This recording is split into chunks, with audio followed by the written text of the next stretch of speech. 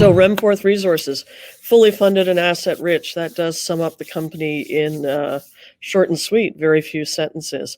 But we will move through the presentation. I don't read all of the presentation to you, as John said. You're welcome to take it as a handout. And I do know you can all probably read it yourself. But we like to sum things up saying we have the right rocks in the right location at the right time. Now, what do we mean by the right rocks? Well, we are an asset deep company.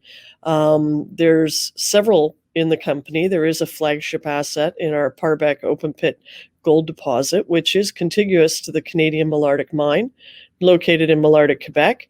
Canadian Malartic's a giant, it's a super pit, 4 kilometers long, and mills 50,000 tons of rock per day.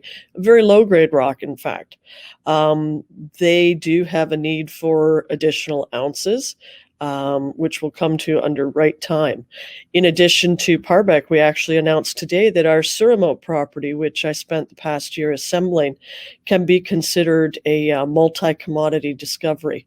It's polymetallic. We saw in the core, for sure, copper and zinc. However, there's also nickel and some other metals there that our geologist is not 100% on by the naked eye, and we will await the lab. So we're back to having two assets. One's the flagship. Parbec is the focus. Then in addition to that, we have 3 other properties. 2 briefly make an appearance in the press in this presentation, being Malartic West, which is also contiguous to Canadian Malartic Mine and is the site of a copper-silver discovery. And then we do speak briefly about our Nixon Bartleman property in West Timmins, Ontario, gold on surface on patent ground. So we do get called a junior exploration company, but I don't consider us an exploration company. We are a junior resource company. We're working to define and extend our resources. As far as our location, our 3 of the assets that I speak about the most are actually in Malartic, Quebec. Malartic, Quebec is a fair-sized town with Canada's largest gold mine. It's on the northern route of the Trans-Canada Highway. It's pretty much in between Rouen, Noranda, and Val-d'Or. So these are large population centers, very used to mining and exploration. We can get all of our services locally, and the government regime is secure. We don't have any issues in that regard, and there's a familiarity with exploration, so it's common business where we are. We are brownfield in that we're tied on to known mines, and we're on the Cadillac Break in the instance of Parbec, which is Canada's most prolific gold structure, and it goes from the west side of Kirkland Lake to east of Val-d'Or. So we are, we're in a good place. We've got good assets now. Is our timing right? I tend to think our timing is right, for a few reasons. Of course, you can point to, for all, Kitco was down today with technical difficulties, but you can point to the recent price of gold, and it's the time of year, and gold's taking a little bit of a haircut, but the outlook for gold for next year is quite positive. I do maintain that it will continue to be desirous for a number of reasons in a number of countries. But in addition to that, we're also in and around, and I'll speak directly to Parbec, with Parbec being a surface deposit. It's an open pit with gold ounces in it. We are in and around, within not a very long distance, several operating mines which do need to focus on replacing the ounces they mine. For every ounce that goes out the door, they need to have an ounce identified in their back pocket. And the life of mine is growing shorter for several of these assets. So we may have our timing right in terms of M&A activity with regard to Parbec and those open pit gold ounces.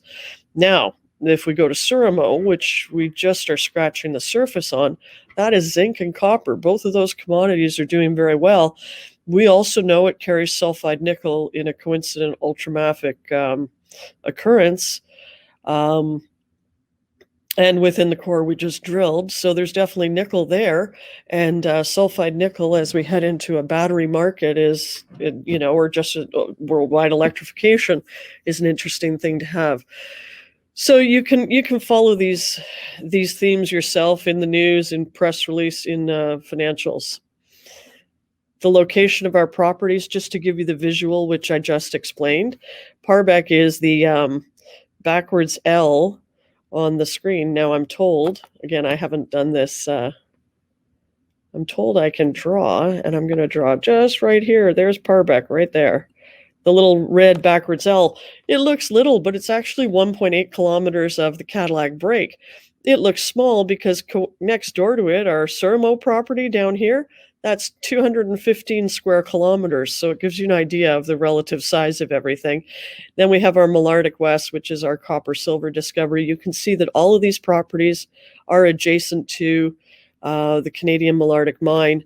And in the case of Parbec, this right here, that horrible little circle I just drew, that's actually the East Amphi, former East Amphi mine, which forms part of Canadian Malartic, and we'll talk about why that's important in a few minutes. This is a detailed map of Parbec, the same backwards L that you saw. Now, on Parbec, the Cadillac Break is the dotted red line, so it runs right through the center of the property, and that's 1.8 kilometers. And our open pit is through a lot of it, but not all of it. Now, next door, as I told you, we have the former East Amphi mine. This was held by Richmont and sold to Osisko historically. Richmont did operate it as a mine, and they did leave ounces in the ground. So it's actually the site of, as disclosed in recent press release and financials from both Agnico Eagle and Yamana, the 50% joint partners in Canadian Malartic, East Amphi has been the site of a significant amount of drilling. They do have a large low-grade discovery or definition, and then they speak to higher grade lenses within the low-grade occurrence. That latter bit came from the Yamana press release. So active exploration from Canadian Malartic. The Canadian Malartic pit, which is indicated here with the shaft symbol, and Parbec, that's only 4 kilometers between them, and then the pit's another 4 kilometers long. So while Canadian Malartic has identified to the east Odyssey and East Gouldy, they're both deep and expensive. They are looking to the west now. They're continuing their exploration, and we tie in beautifully to that western extension. Parbec is the host of a 43101 resource estimate. We actually calculated this in May of this year, so it's effective May 2020.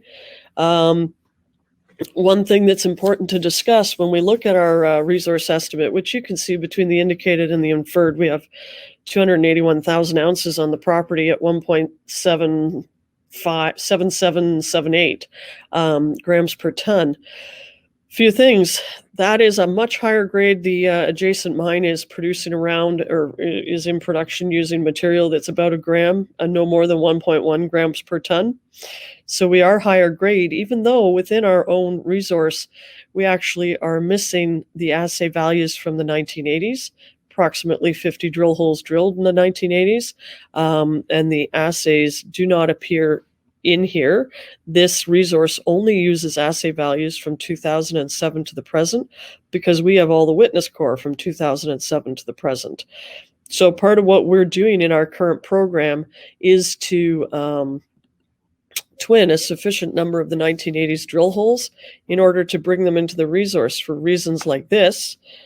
On the slide I'm on right now, we've got the high assays or the notable intervals. It's a summary slide, but some people want to see high assays, some want to see notable intervals.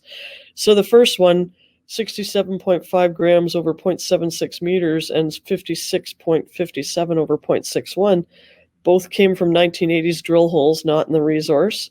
The 93 drill hole is not in the resource. The 18 and 90 are. 18 and 19, sorry. Then when we come down to the intervals, again, you see 86 and 93. Those are not in our current resource. So we're working to bring those kind of assay values back into the resource. We do have at Parbec gold in 3 areas of mineralization. You'll see this blue area is where the open pit sits, and that is what I actually colored the open pit blue in subsequent slides. The island trench zone is historic drilling and our own surface sampling, where we got good numbers on surface, and it's the deepest pierce point. The diorite splay is an on-property discovery that we have to do more work on. So lots of things to work on at Parbec still. This is an underground view of the open pit with the modeled mineralized lenses or horizons. through and underneath the pit. The Cadillac Break, as I showed you in a previous slide, runs fundamentally northwest to southeast on the property, as does the pit. The mineralization is layered within the open pit, and starts at surface. And the deepest point on the property right now is right here, and that's actually the Island Trench Zone, the 738-meter pierce point. So we do have work to do in here. We've got to resolve this hole. We can continue various lenses. We can resolve things like that hole. And we, of course, can bring our drilling down to comparable lengths. So there's lots of down dip extensions available to us, as well as infill within our model. So we go to our statistics. I just threw these in here partly because, to be honest, I can't keep them in my head anymore. But currently we're through. We had a 7,000 meter target for our current drill program, and we're through that. I believe the update I got tonight was just over 7,100 meters, and we are drilling our 21st drill hole as we speak. What we're going to do is continue to drill right until Christmas, and then after the break in the new year, we will resume our drilling. I hope to drill through the entire first quarter, and then we will, once we have results for everything in the second quarter, we will restate the resource for Parbec. We're going slow. We're drilling fast, so we're behind in our sampling, or our splitting actually, and delivery to the lab. But of the 7,100 meters we've drilled, we only have assay results for 515 meters. So that tells you we will be receiving assay results for a little while. COVID impact, I'll segue briefly. COVID really impacts Renforth in two ways. One large impact is my job. I can't get out and talk to people in person, so I'm doing things like giving this webinar a try. I don't know if it'll work, but it doesn't hurt to try. But the other way COVID actually impacts us more seriously is that the prep lab facility in Val-d'Or, there's a lot of drilling happening in the Abitibi right now, and COVID measures have reduced the throughput of the prep lab facility due to the number of people that can work, the length of time they can work, breaks for cleaning, social distancing, et cetera, et cetera. So we're very delayed. The labs are now quoting a 60-day turnaround, and that compares to a typical 10 to 15-day turnaround for samples. So realistically speaking, we're going to be receiving results from the current program well into the new year, and hopefully they'll get caught up. I did see an email today that they're bringing another lab on stream, another prep lab facility. So I think they're trying to tighten their turnaround a bit. Pictures of core. Well, the one on the left is just really, really pretty. It's pyrite. Largely, gold is associated with pyrite, so that's not a bad thing, but that white quartz is gorgeous. But on the right is actually diorite with some silicification and a quartz vein in it. But the little silver squares, that is pyrite. And where we get diorite with some veining, but with the coarse pyrite that's magnetic, that's our magnetic diorite. It's a lithology we really like at Parbec because it tends to be higher grade. So tonight before the presentation, this is actually new imagery nobody's seen, because I had some time to do my computer thing. So this is the model. It's looking north, and it's looking at all the drilling to date at Parbec. So the green is everything prior to the current program, and in red is the current program. You can look through. I drew this so that the pit is transparent, and what you'll see if you follow a drill hole is you will see a color change where it's inside the pit. For example, this hole right here, the different shade of green, it's in the pit, and when you can't see the black, where it comes out, it goes to the brighter green. So you can see that in this picture, which is pretty cool. So 40,000 meters drilled before we started. And I mean, we intend to, or hope to, by the end of Q1 next year, put another 15,000 meters into this project before we restate the resource. So you can see the impact that, you can imagine that drilling is going to have impact on the model. Right now we're infilling. We do have some twinning to do, and we have lots of down dip extension to do. In red, you'll see the drill hole we drilled, which was 834 meters long, I think. Yep, 834 meters long. It's approaching one of the deepest pierce point on the property now. That's the other deep one is the one into the Island Trench zone. So it's quite interesting. The deepest pierce point of the pit right there. Oh, you can't see my cursor, but the deepest part of the pit outline is only 220 meters. So we are considered surface ounces for all intents and purposes. You can see the pit's fairly wide because it's shallow. We will get it recast. As an aside, the design of the pit is using a software called Whittle, which is an economically driven engineering package that does take economics into account. Now we're looking straight down on the open pit, and you can see all the drilling, and you can see the spacing of our red drilling and the green previous drilling. The press releases we have put out right now were hole 100 and 101, these two holes. We've got all of 100 and we have 86 meters of 101. That's all we have press released so far, just to give you a different way of looking at that. This is a vertical section, so now instead of looking from the south to the north or from the top down, we're standing in the east and we're looking to the west. And this actually, right here, is the deepest pierce point of the open pit as it's drawn right now. Surface is at 320 meters, and that's at 100 meters. The reason for this drawing is to show you this trace right here, the solid blue line. That's actually Parbec 104, 2104. We don't have the results for that hole yet, but it does show you how we're placing the holes. This is infill, and it would be targeting down dip extension of this. It would be going through the end of the mineralization, which will be right there where the break ends. And it's actually also going to see what happens with this mineralization when it hits the core here. However, this spacing there is still broad for an engineer, so we're going to do another hole through here. One thing we did do previous to this, if you've been paying attention to Renforth for a while, you'll know that we had a larger resource number. It was a geologically calculated resource. So the geologist, when he calculated the resource, would have seen continuity in the mineralization through here, whereas an engineer doesn't. So he stops it, and this stuff sits on its own outside of the resource.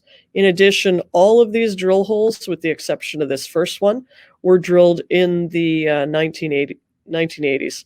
So those assay results aren't in the model either. So this slide is here because it's a good illustration of what we have to do. We will have to twin holes in here, which literally means collar within 3 to 5 meters of the pre-existing collar. And we also have to fill in between holes to give 25 meter spacing as opposed to 80 meter, 100 meter spacing. So lots to do, and we need the results for hole 104. But it's exciting, and we have lots of targets. And the best part of it all is we're fully funded to do it with about $8 million in the bank. So we can do this for a little while. Now, we've moved down to Malartic West and to Surimeau. This is a geological map. You can see there's some continuity from the Canadian Malartic property onto both properties, which are contiguous to Canadian Malartic. We'll talk about Malartic West first. I draw your attention to where the orange dot is in the north. That is our copper-silver discovery, fairly close to the Cadillac Break. Then we'll come down to Surimeau as we get later in the presentation, and what we will discuss at Surimeau is what we've been doing on this southern trend. Surimeau, between the south and the north, with the geophysical anomalies, encompasses 50 kilometers of mineralized, in certain areas, highly magnetic bodies. The Victoria West, Colony, Lalonde, and Surimeau showings are all historic showings, all of which gave mineralization, and we sampled ourselves on Victoria West, Lalonde, and Colony surface numbers in historic trenches with weathered rock. So we'll talk more about what we've done of late at Surimeau, but we have been in this area of the property. So we'll move along. Malartic West, as I told you, is first. This is about 175 meters on surface of copper and silver. The copper grades are as high as 3.5% copper. These are grabs and some channel cuts. So these are very encouraging grades on surface. Unfortunately, it dives under cover. We do have to come up with a way to continue our exploration in the new year at Malartic West.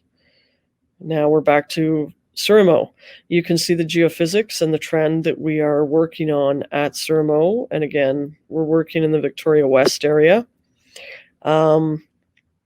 We did acquire down here was the latest. That's the Fuyak zinc nickel gold host. So what else to say? I mean, you can see the geophysics, and that's really why that slide's there. Today, we put out a press release announcing that I mentioned earlier that the rock we sampled at Surimeau on surface is extremely weathered. It's been sitting exposed for 40 years, more or less. We used a track-mounted drill. I hope to drill more holes than we did, to be brutally honest with you, but weather created a significant access problem for the drill. So we've got 2.5 holes done. The equipment has broken down. We will resume this program, but at this point in time, we're inside of a month to Christmas, and drillers are looking at planning their shutdown, not getting started. So we'll be resuming Surimeau in the new year, probably after we get assay results. We did press release some visual description of core, but fundamentally, you can see as quoted here, we've got a 26 meter and a 60 meter mineralized envelope in 2 drill holes, which are 200 meters apart, going into this magnetic trend, which is mineralized at either end of its 20-kilometer extent. So it's very exciting. This is very large scale, potentially, and it's multi-commodity. We've got copper, we've got zinc, we've got nickel. There should be gold. Historically, there was gold, so it's probably still gold. So Surimeau's exciting, but, I put out the news. Each time I've announced Surimeau, we've taken a little bit of heat in the market, and I want to reassure anyone who's concerned that the focus of the company absolutely is Parbec. Parbec will be developed. The ounces will go from our 281,000 closer to our previous geological resource number. I fully expect to restate the resource in Q2 next year and put that resource over 500,000 ounces. It's definitely what I'm targeting. So there's no lack of focus on Parbec. Relative spending, the amount of money we've spent on Surimeau or will spend on Surimeau this year is probably 10% of the amount of money we're spending on Parbec. So it's most definitely our Parbec's most definitely our focus. However, Surimeau's exciting. New discoveries are always exciting, and when they're district scale and multi-commodity, it gets even more exciting. So the geologist, actually, I reached him at the end of the day today, and I had press released these pictures, and there's really no sense in me reading them to you, but he was good enough to actually illustrate or point to various elements within the core. Now, he has the benefit of looking at the real core. A picture doesn't quite, do it justice, but it's certainly helpful to have his notations on the core. Last property I'm going to talk about tonight, and I honestly didn't think I could talk for this long about Renforth, but who are we kidding? We're going to talk about Nixon Bartleman. Nixon Bartleman is, as I told you, in Ontario. It's west of Timmins. It's in West Timmins. It's on 4 patents. This is a patent, this is a patent, this is a patent, and the other patent is up here. Patents are important as the rights come down from the Crown and they're exempt from the Mining Act. So that's a little wrinkle in Ontario that's good to have on your side. What is Nixon Bartleman? This yellow area right here is 500 meters of exposed quartz veining on surface, which is gold bearing. Our only work, which was a little while ago, because we wanted to go to Nixon Bartleman this spring and our accommodations weren't available to us.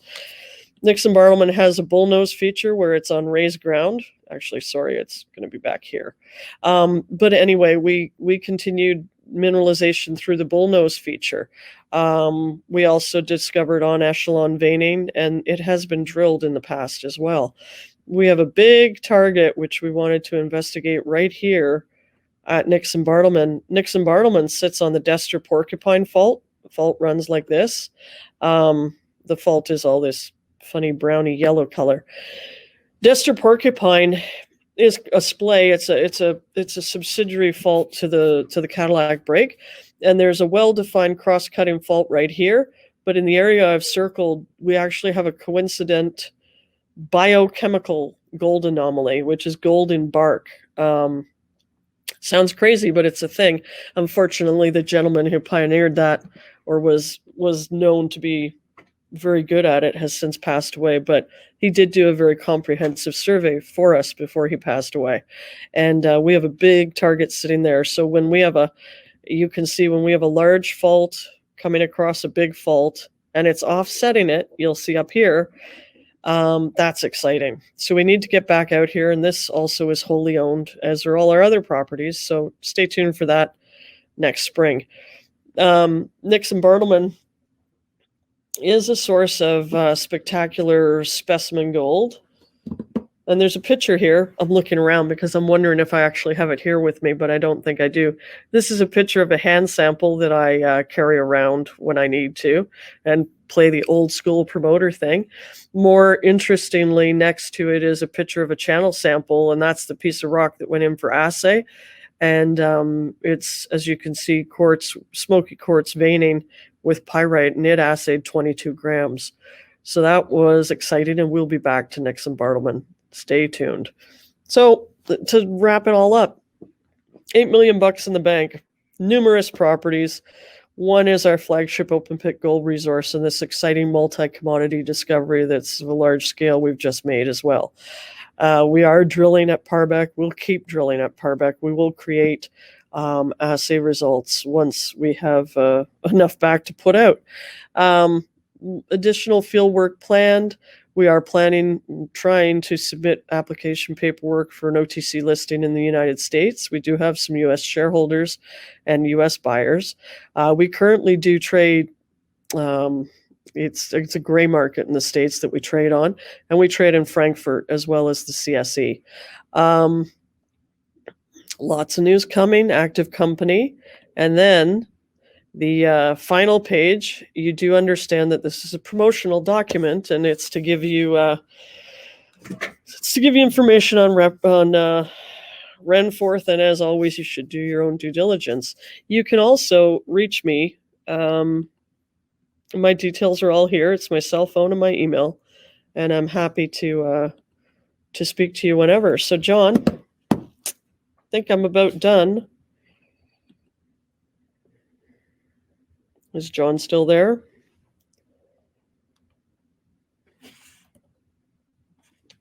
I can't hear you, John. Are you there? Yeah, I'm here. Can you hear me? I can hear you now. Yeah. Oh, you can see me and hear me now? You got it. You unfortunately have to see me, but that's a good thing that you can hear me. So thanks for the presentation. That was good, and I hope everyone enjoyed it. We have had a bunch of questions come in already. So if you have a question that you wanted to ask and you haven't asked it yet, just throw it in the Q&A. I have a couple questions I'm probably going to throw out if we have time, but we will obviously get to everyone in the audience's questions first. So the first question is from Justin, and he's asking, what is your estimated timeline for starting mining operations if no satisfactory offer comes along? I'm assuming he's referring to Parbec. If a year from now, no offers have been made and accepted, do you start mining then? Thank you. Hi, Justin. Possibly. Right now we have 104,000 ounces indicated within our resource, and arguably we could turn out a quick and dirty PEA on this basis. We benefit from CamFlow only being 10 kilometers away, which is a custom toll milling facility, interestingly enough, just purchased by Yamana, who used to be a silent partner at Canadian Malartic and is now putting their foot down in the camp. Now, all of that being said, Justin, what's the timeline? Well, with the restatement in Q2, I think we'll have definitely a bit of a different landscape with regard to the asset. I do expect the inferred and the indicated ounces would increase along with the inferred. Would we look to start mining? Quite possibly, Justin, but I do have enough. I firmly believe Parbec will be sold. Honestly, I believe Parbec will be sold, or be clear that there's a desire to purchase Parbec within the next 12, no more than 18 months. So I'm taking the time that we have while gold founders and we have $8 million in the bank to put as many ounces on the table as possible, or reclaim as many of the ounces we know are there as possible in engineering terms, so that we can be in the best negotiating position possible. But as a fallback, Justin, to answer your question, if there is nothing evident in 12 to 18 months, then I would certainly be moving to open a custom toll milled open pit gold mine after that. Yeah, and to a follow-up question to that, Nicole, obviously, versus people that, the existing shareholders are probably aware of this, but for those who aren't, there is, correct me if I'm wrong, ample toll milling capacity in this area, right? I mean, you're right in the heart. For sure. Let Yeah. me segue and bore everyone to tears a little bit. But Camflo, I mentioned, is literally 10 kilometers away. Canadian Malartic next door has 5 crushers running and 55,000 tons per day. They'll certainly be needing our ore. So could they be a custom toll miller? It would get interesting, but sure. Laurent, same situation. They shut down Lapa, so they have some capacity that's underutilized. Unfortunately, or most interestingly, Westwood, I guess about 2 weeks ago now, had a serious underground seismic incident, and they announced earlier this week, which I guess means yesterday because it's Tuesday, they announced that they laid off 70% of their underground staff and that the Westwood mine is now closed. They'll further update the market in early 2021, but they intend to run the Westwood mill from what stockpile they have right now, and then they'll be looking for that to become a custom toll mill. And the Westwood mill is perhaps 20 kilometers away to the west. So yeah, there's lots of capacity for custom toll milling without going too far. Okay. So the next question is from Mike. He's asking, are the bands of the 20 to 30% pyrrhotite in the core enough to create the mag anomaly in the geophysics, or would that be more of an indication of larger scale structural features and unrelated to the showing so far? Very early to answer the question, but I do know, and I believe I put it somewhere in the presentation, that our geologist is very excited about coincident graphitic. Actually, he gives you a picture of it. Quartz breccia embedded graphitic mudstone. That's conductive. So that's a marker horizon for us within the anomaly. But no, I don't. I do think that the magnetism is clearly associated with the mineralization, even if it's with this graphitic mudstone layer, which is hosting mineralization. So early days to presume that it's only a structural anomaly. I think it's associated. It's looking like it's got an association with the presence of mineralization. Okay. Thanks. And Mike, I hope that answers your question. If you have a follow-up, don't be shy to put it in the Q&A. The next question is from Robert. He's asking, does Surimeau have any NSRs on this large property? And if not, would Renforth put an NSR in place for any future sale on this property for future revenue to Renforth? Correct. Yes. Renforth, there are no NSRs on this property. Surimeau was purchased. It was clear, it was state claims, which were, some of them were purchased, but the bulk of Surimeau, like 90% of Surimeau, was staked. And we pay for someone to do our staking, but that's the only cost associated with. There's no NSR. We're in such a financial position right now that we don't have to consider putting an NSR on Surimeau as a way to raise money. And were we to sell Surimeau with no NSRs on it, then yes, we would. We would certainly attach an NSR to Renforth's benefit to Surimeau. To keep that upside exposure to the upside, right? Yeah. Mm-hmm. Okay. The next question, and I'm not sure if it's a question or a statement, but Gerard is saying no stock splitting in the near future. I don't know if he's asking if you're planning on doing that, or if he's giving you a command to, do not. Yeah. So any comment on that, Nicole, on this, the I'm share structure? absolutely, sorry, it was Jihad? Gerard. Gerard. Oh, sorry, Gerard. No, absolutely, Gerard. I'm a large shareholder personally. And well, it's my entire net worth is tied up in Renforth. And clearly my husband's a believer in Renforth too. But no, I don't see the benefit to reverse splitting, which really is just a fancy way of saying consolidation. Actually, I had this disagreement discussion. I'll say discussion because he might still be in the audience today with somebody. But Renforth is based largely, almost entirely on retail shareholders. And most of us all look at our bank statements and say, that's the cash value of my portfolio. We don't look at our share positions and reverse engineer them to come up with what percentage holding we have in a company. I have yet to see a consolidation work out where it benefits the existing retail shareholders. As I am an existing retail shareholder, Gerard, you can take comfort in I do everything I do with Renforth with my own best interests at heart, in that I intend to sell the company and get paid that way because I get paid in shares. So no, nothing on the horizon, no inclination on my part. Would really, really, really have to be a good reason, and I'd have to see how it could absolutely work because I haven't seen them work yet to anybody's benefit. Okay, so there you go. I think that's pretty definitive. The next question's from William. He's asking, Surimeau, could you comment on the general stratigraphy? Do you think you have a structural expression of a deeper VMS? And is the mineralization associated with geophysical conductors? The mineralization is associated with the geophysical conductors. In the south, we have a 20-kilometer extent, which has Victoria West and Colony on each end. They were historically explored, and we verified on surface the presence of mineralization.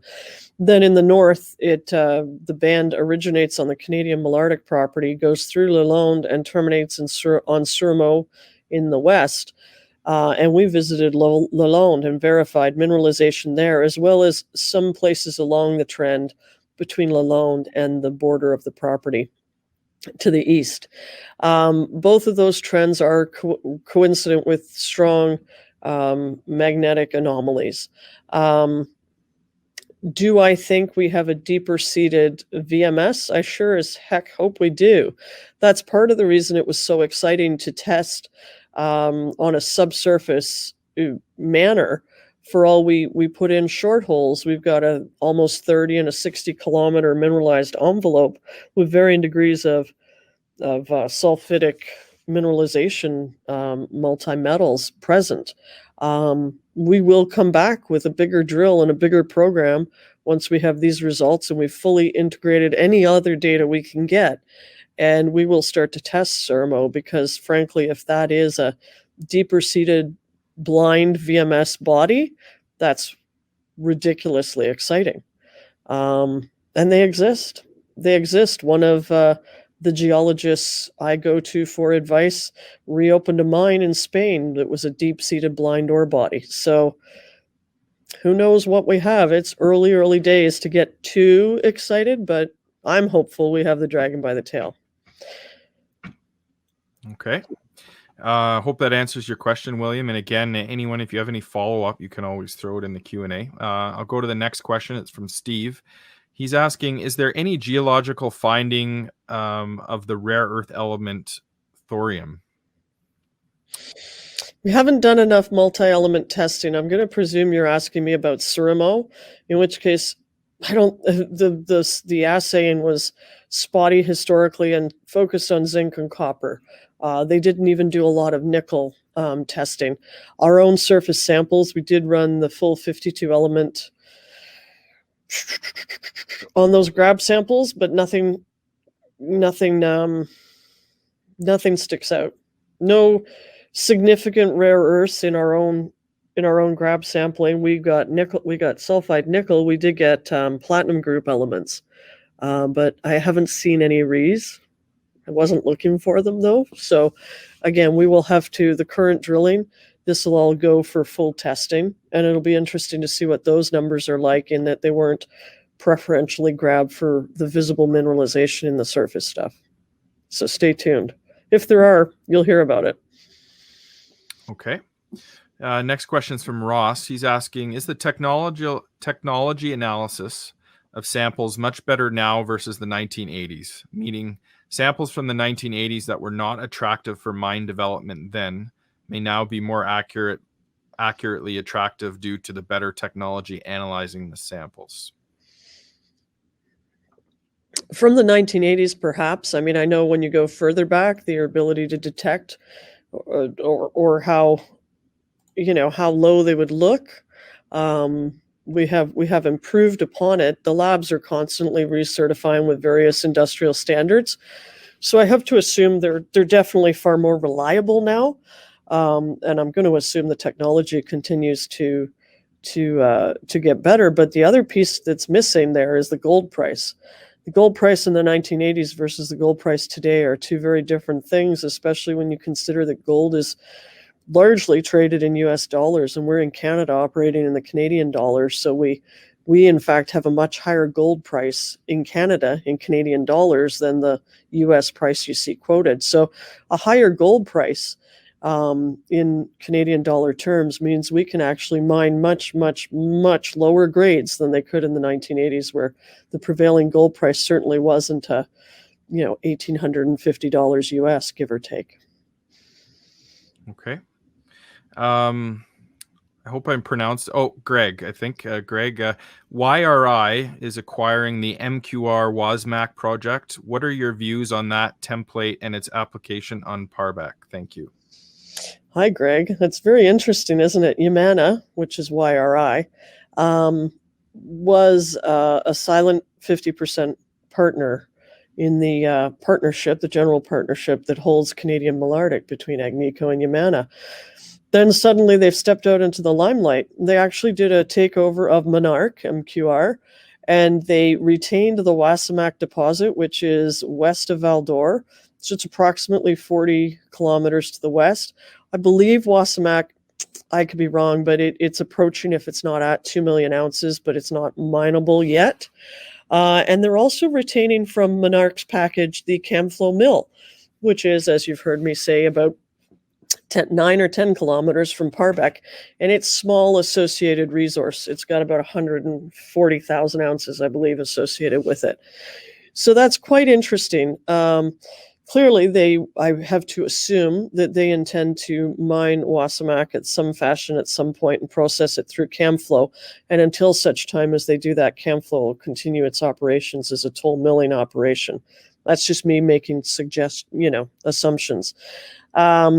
As far as a template, sure, it's that's your standard. You take over the company, and the assets that were not desired by the acquirer get spun out into another company, which presumably one would assume gets dividended out to shareholders in some fashion, as well as capitalized in some fashion, and goes to stand on its own 2 feet.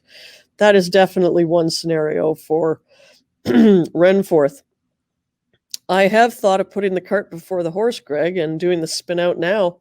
Spin everything out of Renforth into Newco, Surimeau, and the other assets, leaving Renforth only to hold Parbec, because arguably we don't get value for the other assets in Renforth today. If we leave Renforth to only hold Parbec, it simplifies the story. It makes my presentations much shorter and much less tedious. But it also gives shareholders benefit now. Then I had somebody point out to me, and he turned the table on me, this guy did, but he said, well, if you agree that you're ultimately going to sell Parbec, which frankly is probably what's going to happen because we did it once already, if you agree you're going to sell Parbec and you have Surimeau, which turns out to be a large-scale VMS, those are costly things to play with because of the scale, until you entice a suitor to come in and buy the company to get Surimeau. So you could sell Parbec and use those funds to advance Surimeau until such time as you sell the company on the basis of Surimeau, because there are more potential VMS suitors out there than there are gold suitors. I mean, at the end of the day, Greg, who knows how the game will end, but you're correct. Long way of saying, yes, you're correct. It's a suitable template to look at. Which way will it play out? I wish I could tell you. Okay. Another question from Mike. He's asking, will the drilling work at both projects qualify for the reimbursement tax credit for exploration from the Quebec government? It will, for the portion of the funds we spend that are not Quebec flow through. The 13.5 cent financing we did, which capitalized the company to the tune of about 3.2 something million, $24 million, was Quebec flow through. So we don't get a reimbursement on Quebec flow through. We have in other years spent money that's not Quebec flow through, and we have spent some this year that was not Quebec flow through. So we do get that reimbursement check periodically. I was surprised midsummer this year when they sent one for 2016. The good news is we're not doing any financing through the end of this year. So we won't, once we spend the money we have, we'll be spending hard dollars, which will engender the 30%, I think it is, refund that we get back. Okay. Next question's from Sanjeev. He's asking, and this will be an interesting one for you, Nicole. Why do you think Renforth's market cap is only 15 million, even though you have cash and securities of 8 million and 2 promising assets? Oh, if I had the answer to that. I don't know. We're not getting value in the market. Hence the thought I had to, to put the cart before the horse and do the spin out now to crystallize value for those assets. Headed into year end, there's no point doing that sort of thing now. But I can't answer that question. I wish I had that answer. Believe me, spend a lot of time thinking about what that answer could be. But feel free to fire me an email if you have a good idea as to what the answer is. So I don't have an answer. How's that for a good answer, John? There is no answer. I don't know. Well, it seems to be universal, right? Companies, especially with multiple assets, never seem to get credit for anything other than maybe one. The market does tend to forget about the other assets, and that's why you see so many companies spin out sort of the non-core properties or the non-core assets, because the market just can't seem to value that. It's like it gets overloaded if you have more than one, main asset. So people have a very limited bandwidth, and I talk far too much to get everything I want to say into that limited bandwidth. So that's just a reality. Okay. A question from Wayne here. Obviously, Renforth owns many square kilometers and needs to drill on all properties, whether new or infill. How long do you anticipate cash to last? Do you anticipate ramping up drilling and costs in 2021, therefore increasing your burn rate? I anticipate cash to last easily through 2021 and beyond. Do I anticipate ramping up operations to increase the burn rate drastically? No. I'm not a believer in multi-drills on the same property. I have geologists running ragged right now. Because there's also too many cook spoil, things. So there's a limited number of staff you're going to put on a rig or on a job, and they're running to standstill to keep up with the drill right now. If I threw another drill onto Parbec, I'd probably have a revolt.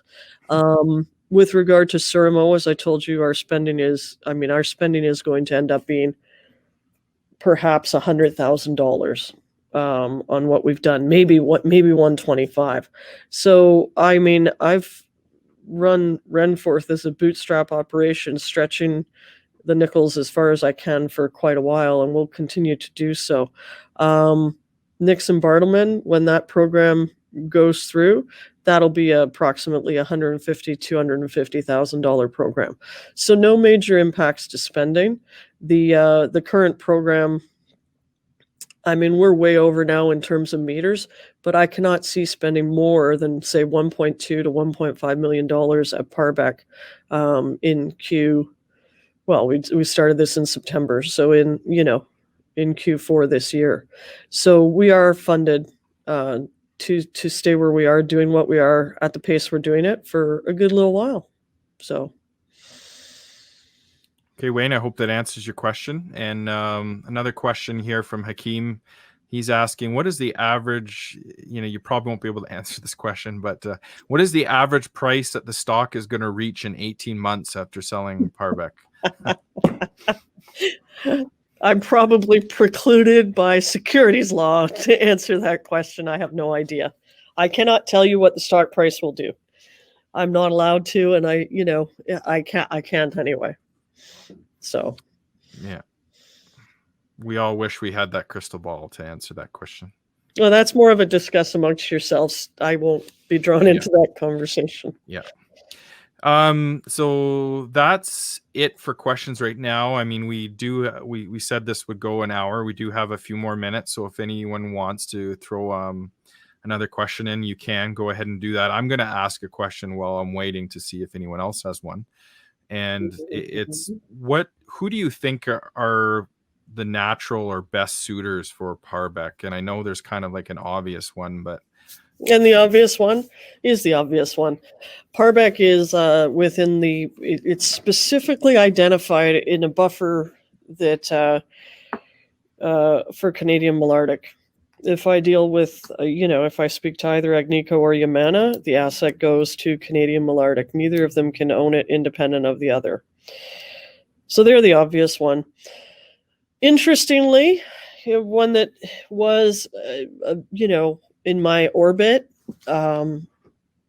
which may come back into my orbit, it's hard to say, with recent developments, is IAMGold with Westwood and their need for feed for that Westwood mill when they work through their stockpile. They cite their own satellite operations, which are at some distance, so I don't know, but I'm not going to take them off the table. El Dorado, as I understand it, could use some more ounces to go into through the Sigma-Lamaque mill, which they restarted.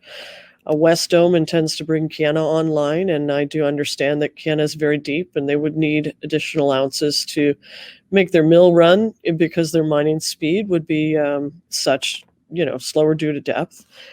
Then we have Yamana, entering the fray, which again, Parbec would have to go to Canadian Malartic, not Yamana independently, but nonetheless, it's interesting. And then who else is in the area? Dundee Precious is doing some exploration in the area, but I've talked to them. I'm not too sure where they're going with their exploration or mandate. And who else? O3 is our partner at Dename Pershing. That's probably it right now off the top of my head anyway. And to the extent that you can talk about it, Nicole, like what level of discussions have you had with some of these people, or can you even say that? I mean, I can tell you I talked to them. It's my job to promote Renforth, right? But I'm not going to lead you on saying that there are offers being waved around yet. I mean, it's been made very clear to me that Canadian Malartic is very interested. Well, a party that is involved in Canadian Malartic is very interested and watching closely what we do. So that's fine and dandy, but they're also not the only big fish in the small pond we live in. So, and do you have any sort of target in mind of where you want to get the total ounces of the project, where you think it would really become like that much more incentive for someone to hit the buy button? Mm-hmm.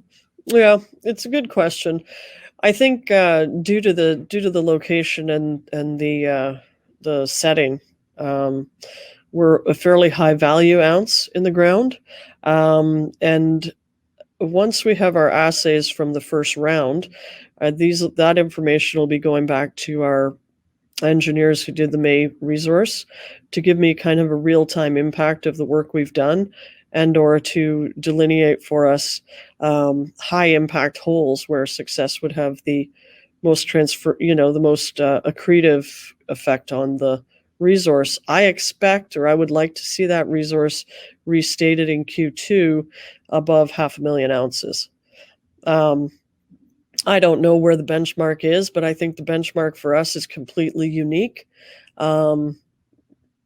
In that, my own theory is that if you believe certain people want Parbec, how long will they let Parbec sit out there before they'll be concerned that other people are coming to the table, which is, of course, exactly the scenario I'm trying to engineer. So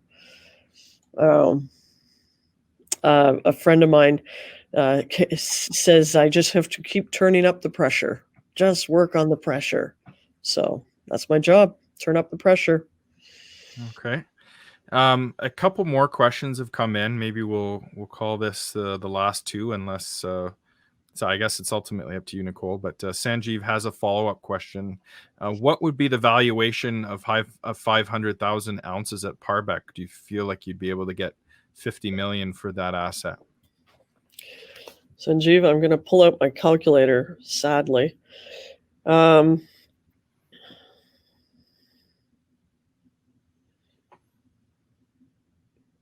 Yeah, I'm going to tell you as it would sit today, I would expect it's in the 25 to 50 million ballpark for the asset on its own in terms of ounces in the ground, just based on a low valuation. Ounces in the ground, you can do this work yourself.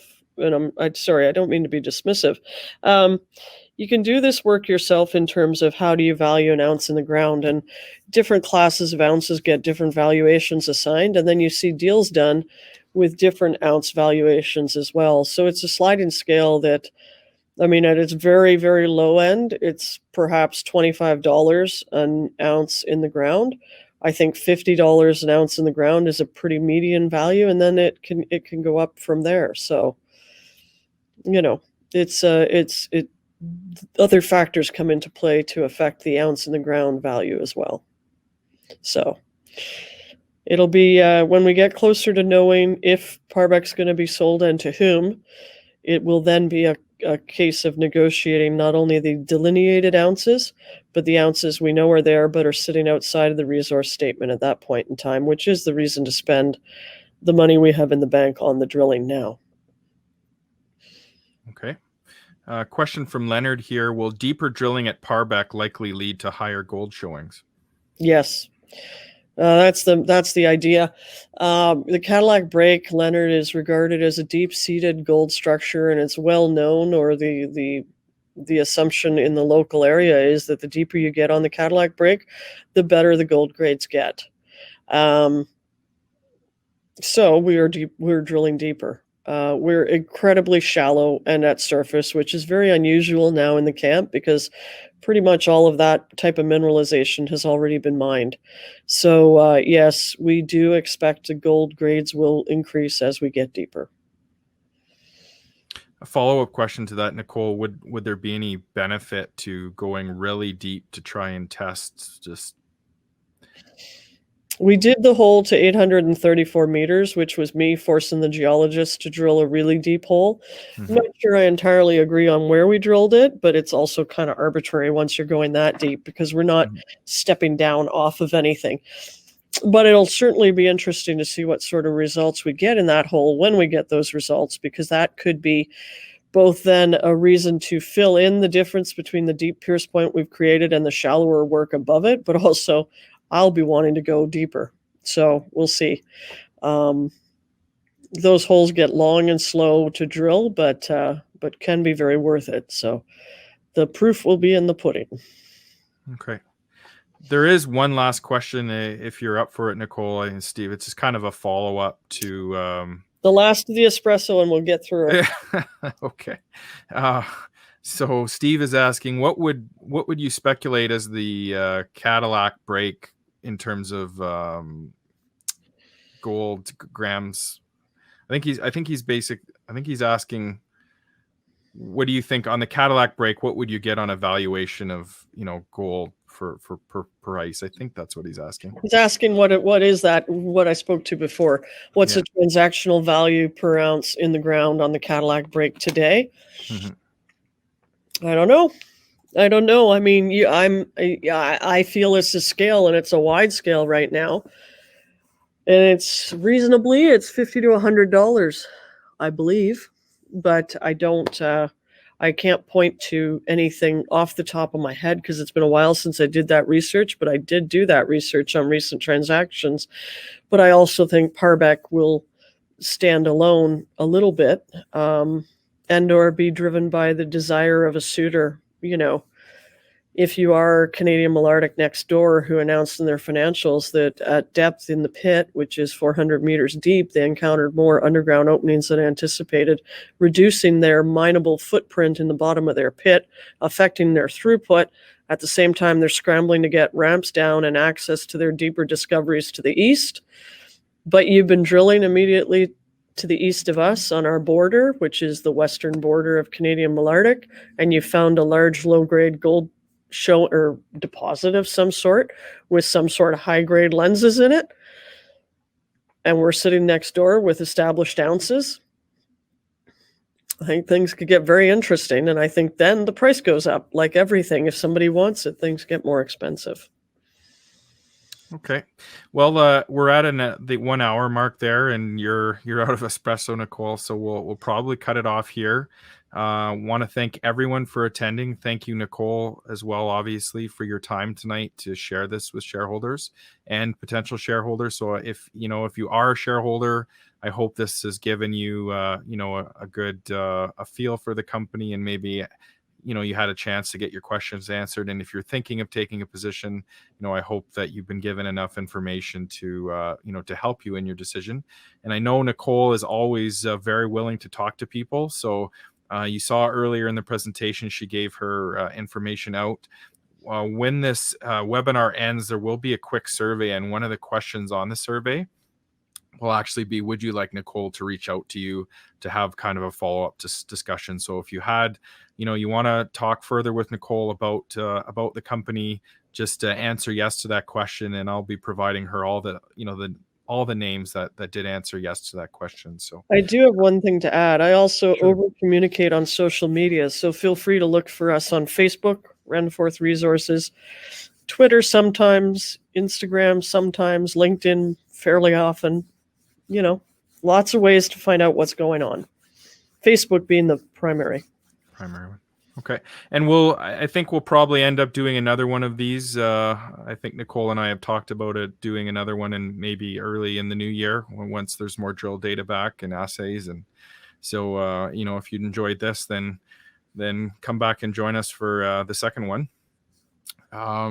And so, yeah, everybody, again, thank you for joining. Want everyone to be safe, and to all of our U.S. friends here that are joining us tonight, wishing you a very happy Thanksgiving that's coming up later this week. So stay safe, everyone. Until next time, take care. Thanks, everybody.